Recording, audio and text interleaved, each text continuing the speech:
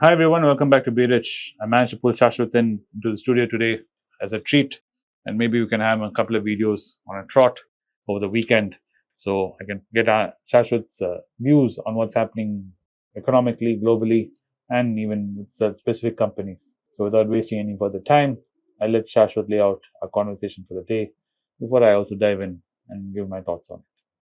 Yeah, it's good to be back. A lot of you have been messaging me personally, and um, one of you sent all of us a letter as well. Thank you. Thank you for writing that letter, but please don't write letters to us. It kind of gets a little tough for us to reply and do all this. Yeah. So thanks for the thought in writing this letter, but that doesn't mean we're encouraging all of you to write letters to us. Yeah, it becomes a hassle to manage, but otherwise, thank you very much for that. It was very nice, and I enjoyed reading it and reading your investing journey. And for those of you who messaged me on LinkedIn, thank you very much. It's been a pleasure to have created a positive atmosphere where all of you feel like you've gotten something out of our videos. Anyway, enough beating around the bush. Let's get to the topic at hand. So the topic at hand today is something which we've been talking about extensively before I took a hiatus from the channel. The US economy. So the US economy is something which we've been tracking, especially I have been tracking day in and day out, and I've been discussing with him and my other uncle.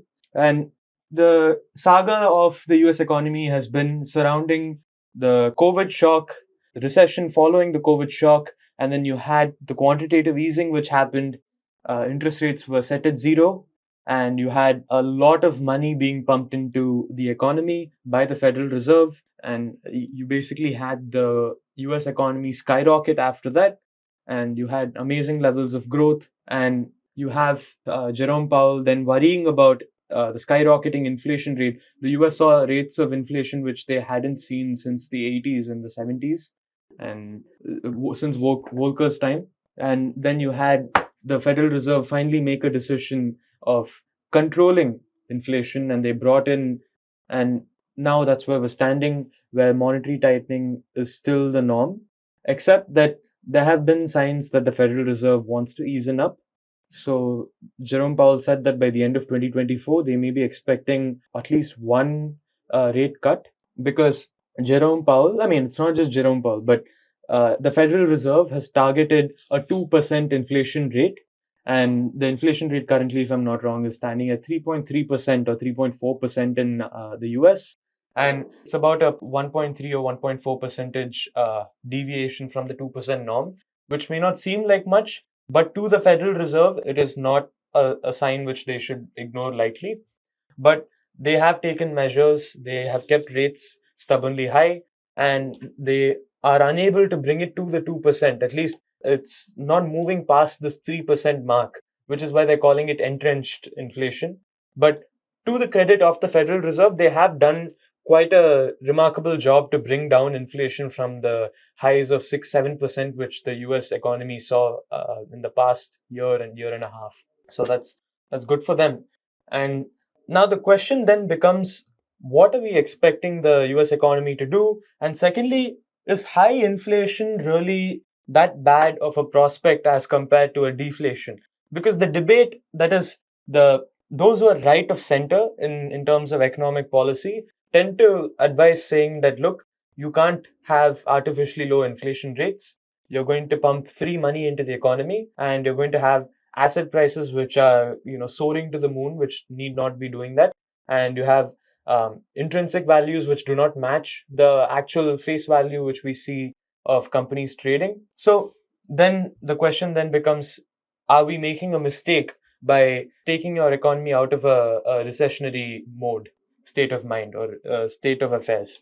But on the other side, the left argues that, look, it doesn't matter if we have higher inflation rates for a while. We cannot afford a recession, because during a recession, there's unemployment, there's a lot of job loss, uneasiness, where people are unable to meet their expenses, and you have a lot of trouble on this side of the board as well. Let's dissect this. So the first side which we look at will be the side of high inflation. Okay, so what are the consequences of high inflation? Consequences of high inflation is, one, job wages are supposed to go up if it's demand pull inflation, that is inflation which is pulled by demand, then you have job wages which go up. But at the same time, prices usually outpace job wage growth. And what ends up happening is that you see families unable to meet their expenses, and you see a lot of political unrest because people are unable to. It's a very unpopular state of affairs because you have this very high number of like 6-7%, and the population is now demanding that the government and the Federal Reserve do something about this.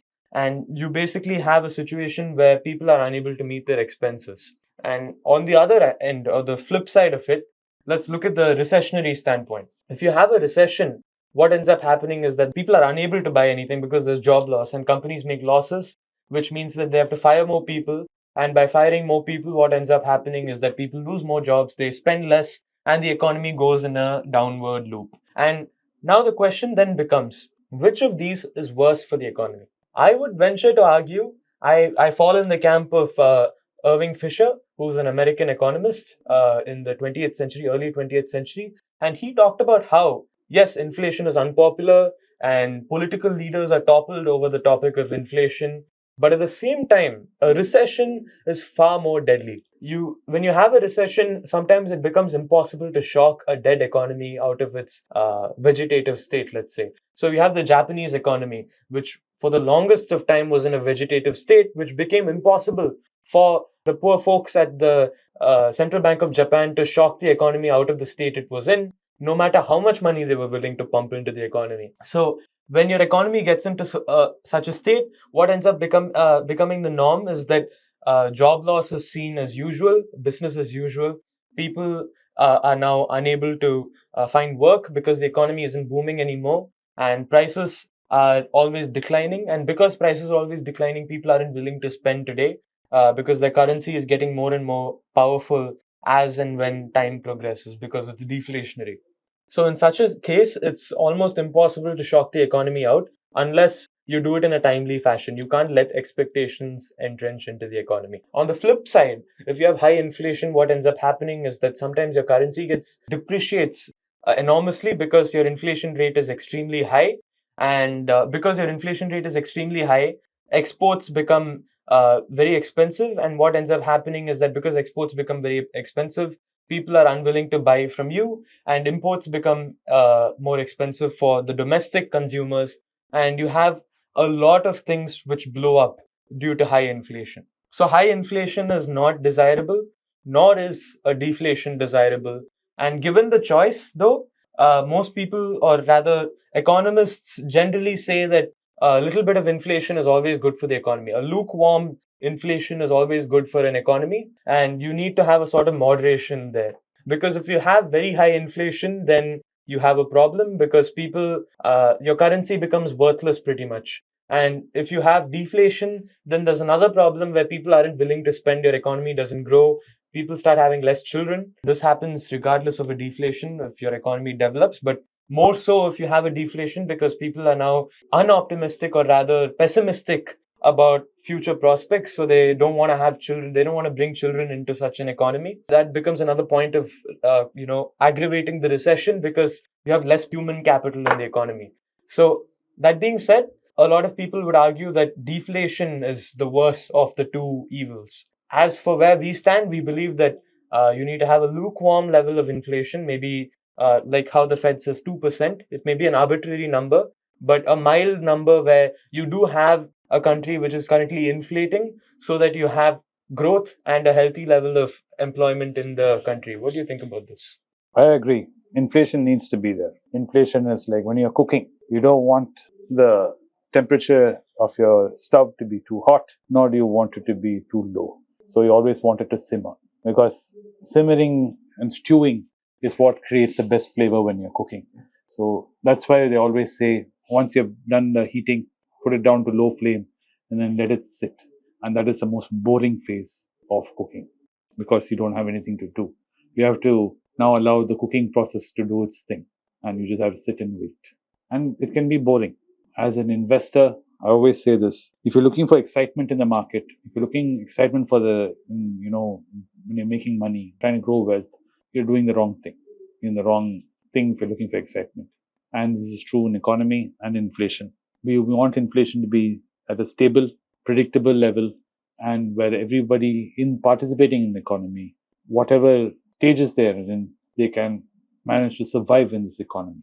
And that seems to be at a percentage of around 2%, because around 2% and below, not zero, I would say 1 to 2%, keeps it inflation at a point where everyone participating in the economy can manage to survive and also allow some wealth to grow. And it's predictable enough for everyone to participate in it. And I agree with Sashwath. We have seen world economies going through all kinds of spirals. And currently, the Fed is trying to struggle to keep this inflation at lower levels. Yes, people cheer when inflation numbers come and they think the Fed is immediately going to cut loose. The problem of cutting loose is then you allow it to bolt and it can bounce back very fast. Inflation can start rising again. And again, you've seen how long it's taken the Fed with these high interest rates to bring it under control. So if you cut loose again, if it starts raising above 4%, 5%, to pull it back down will take another long, lengthy period of high interest rates. So it is prudent. I do believe nobody wants anybody to suffer, including the Fed. So when they do believe they have got this under control, they will start releasing the chokehold they have on the interest rate. As far as what's happening in Europe, where the ECB has already moved towards lowering interest rates, there seems to be other pressures in the European bloc as a whole. If you've seen the election cycles which has played out recently, and the snap elections are asked in France, and it kind of gives you a picture of what is happening there. Sometimes, though it should not be the case, where economic decisions are not weighed because of political ambitions, you cannot separate both. It would be nice if it's sanguine, but it's not. And I can understand the pressures leaning on liberal thinkers and people who are more towards central and left. When they see the opposition to their worldviews taking foothold in the world stage, they would like to see some way to quell it. And they seem to be struggling with that. But I feel, if anything, it is proof that democracy works, that finally, end of the day, it is the voice of the people that is being heard. And you may not like it, you may not agree with it, but if democracy is working, I still think it's good. What do you say, Sashwath? I'm in complete agreement. And interestingly enough, though, even though according to the numbers, the Fed is doing a decent job, there's still a lot of unrest in the lower levels or the lower groups in terms of income in the US, because a lot of Biden supporters are turning against him and saying that, look, we're not feeling like a great economy. Like, it doesn't feel like we're in a booming economy, because growth is quite strong in the US, but the lower layers not feeling it. It's a very curious phenomenon. And I don't really have an answer to what's going on. I mean, it could be a K-shaped thing where, the top 1%, top 10% are benefiting from most of the growth, but seems to be something deeper which is going on in the US economy, which is fractured. Don't know what's up though. And this is true even in places like Argentina. Argentina had a populist election, populist guy who got it voted in, and he's having a tough time pushing in the reforms which he got elected on through their parliamentary system. And there seems to be riots on the streets, and people are a lot of unrest. It's the same people who voted him into power who seem to be resisting the changes they brought him to power for. Yeah. So it's not so easy.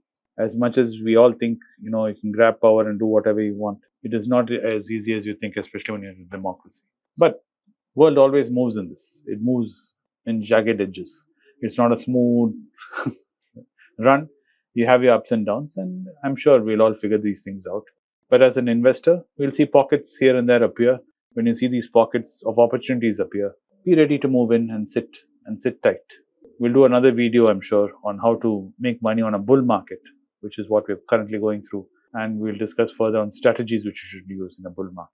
Thanks for watching the video. I hope you found it informative and entertaining as always. And I will try and drag Sashwath in for a couple of more videos. Thank you. Thank you. It's a great privilege and honor that so many of you in thousands have subscribed to my channel and have supported me. I have written 2 books in English, The Alchemy of Money and Ordinary Stocks, Extraordinary Profits. These books are published by us and are ready. If you want to procure a copy, send us a message to the WhatsApp number given below and my team would respond to you. If you want an Amazon Kindle copy, you can click the link below. Finally, those who wish to consult with me can send a mail to berichenglish@gmail.com. Once again, I thank you for your support. If you like this video, press the subscribe button of my channel, hit the like button and turn on the bell notification.